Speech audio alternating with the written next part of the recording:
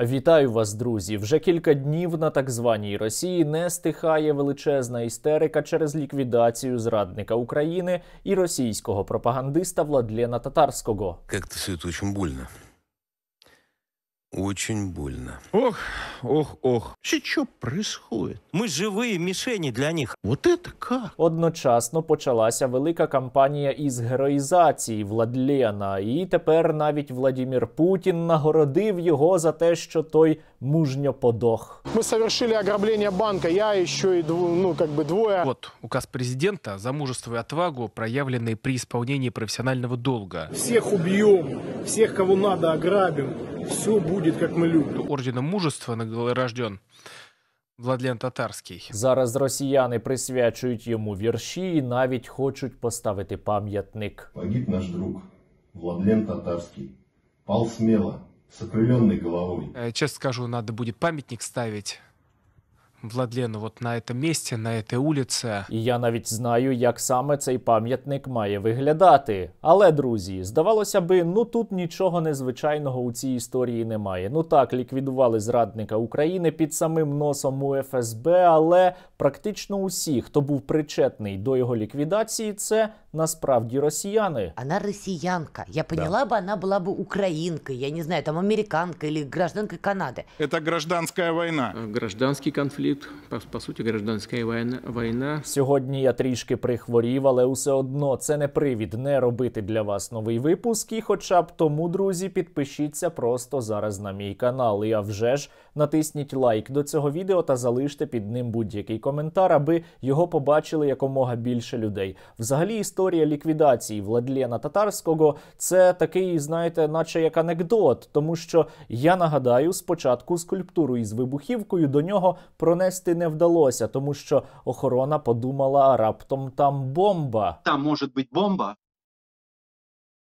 Весь зал засмеялся, и Владлен тоже. Пушечка. И он тогда сказал: неси сюда. Давай, роби кладбище. Заодно и проверим, есть ли там бомба или нет. Перевірка, як ми знаємо, була дуже успішною. Але це не все, друзі. Справа у тому, що вибух пролунав одразу після того, як Владлена Татарського спитали, чому так звана Росія не підриває українські мости. Первые касательства мостов нам долго объясняли, что их невозможно разрушить, потому что калибры их не берут, авиационные бомбы, соответственно, мы не можем запустить, потому что ПВО не понравилось. І ви знаєте, відповідь просто вбила. Он ответил на вопрос, и тут произошел взрыв. Хлопок. Тепер нам із вами точно варто починати боятись, тому що у відповідь, у якості помсти, так звана Росія може на нас навіть напасти. То Россия тогда фактически будет воевать по-настоящему. Потому что давайте скажем прямо.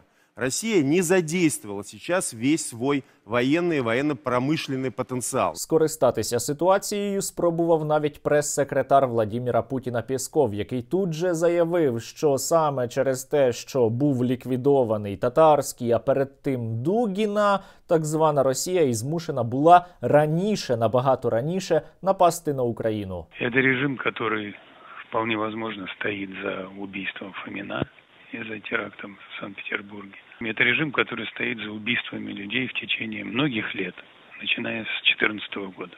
Именно поэтому проводится специальная военная операция. Важливе питання, а чи могли цю прекрасну вибухову вечірку організувати українські спецслужби?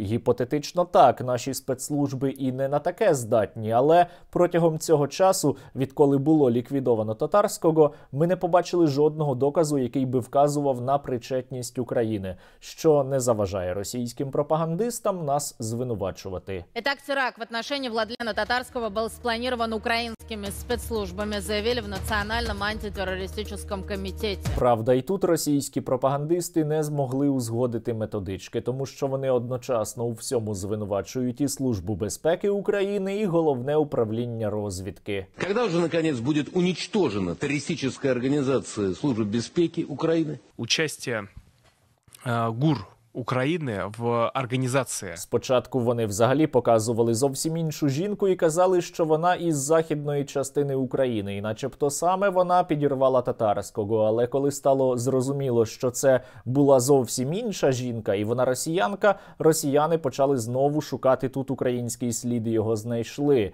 Це жовта та блакитна книжки позаду неї на фото. Украина очень агрессивно и очень профессионально действует на территории Российской Федерации. Спецоперация уже перешла на територію Росії. А вже ж їм вигідно усе валити на нас. Але навіть самі росіяни далеко не впевнені, що Україна тут взагалі до чогось причетна. Враг США, он организовал это убийство. Но я бы не стал обвинять київський режим. Києву невигідно. І напевно навіть виродок Пригожин має рацію. Це внутрішня справа самої так званої Росії. В этих действиях, я думаю, что действуют группы радикалов, которые вряд ли имеют отношение к правительству. Я би так це назвав. Учора росіяни затримали ймовірну виконавицю ліквідації Владлена Татарського. Це Дар'я Трєпова, вона росіянка і, судячи з її виразу обличчя, вона цілком задоволена роботою. Що ти зробила?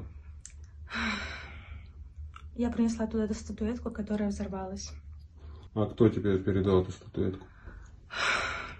Можна я попозже розкажу? Дар'я Трєпова – це опозиційно налаштована росіянка, яка виросла на Росії і яка має громадянство так званої Росії. І ще кілька років тому вона виступала на одному із мітингів і кричала, що так, вона істеричка, але її до цього довела сама так звана Росія. Я хочу бути услышанной! Вот я хочу!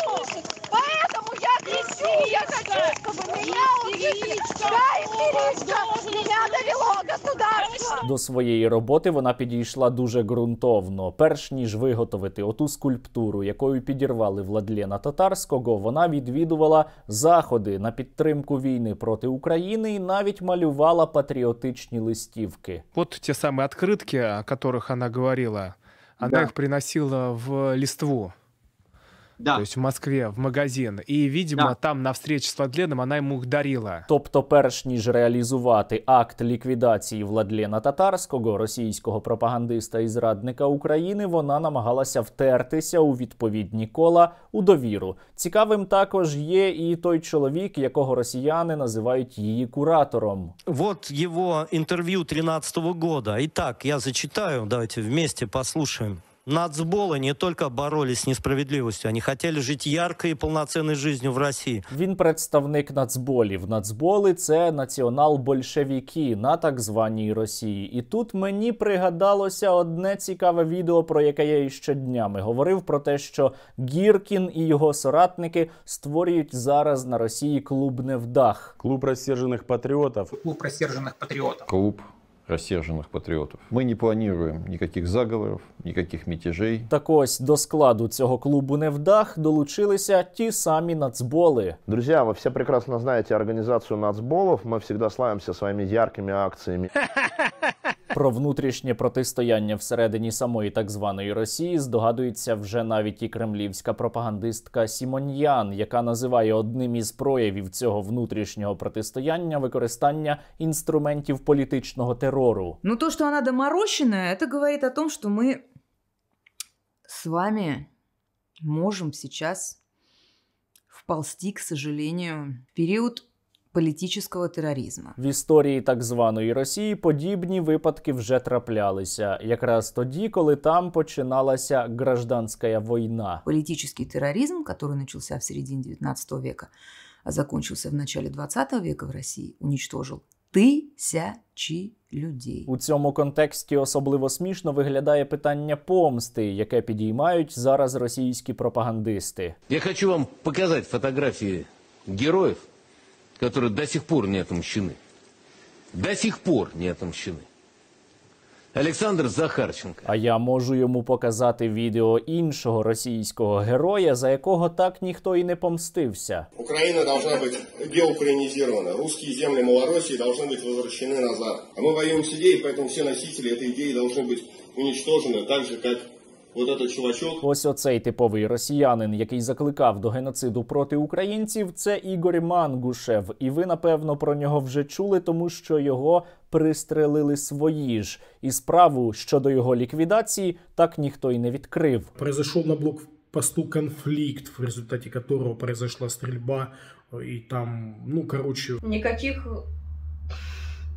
Никаких следственных действий до сих пор не было проведено. До сих пор. Тому якщо росіяни дуже сильно хочуть помсти, то вони мають помститися насамперед самим росіянам, самим собі. Але в цілому, друзі, я дуже задоволений психологічним ефектом, який викликала ліквідація татарського. Тому що ось, наприклад, іще один кремлівський пропагандист дуже боїться за свою сім'ю, переживає, йому надходять погрози, і він припускає, що якісь диверсанти, терористи можуть навіть захопити російське телебачення. Фотографии детей, фотографии моей машины, мой адрес. Прям, почему этот квартал не перекрыт? Где посты ДПС? Где контроль этого района? Ведь сюда зайди, пожалуйста, телевидение захватить 2 минуты. Даруйте за жаргонізм, але обісрався також і кремлівський пропагандист Антон Красовський, той самий, який теж закликав до геноциду проти українців, казав, що треба вбивати українських дітей. Тепер він боїться, що ліквідувати можуть і його. Следом за Дашей, Максом, может быть, кто угодно. Могу оказатися і я. Я припускаю, що саме так може і статися. Побачимо. Але, друзі, внутрішнє протистояння всередині так званої Росії і акти політичного терору, як вони кажуть, це вже ж прекрасно. Проте перемогти так звану Росію усе одно зможуть лише Збройні сили України. Тому ми з вами продовжуємо їм допомагати. 92-га бригада дякує Сергію Стерненко і його підписникам за розвідувальний БПЛА «Орлик». Слава Україні! І якщо на так званій Росії справді почнеться кривава громадянська війна, то це станеться тільки після перемоги України. Тому, друзі, над цією самою перемогою і продовжуємо сьогодні усі працювати.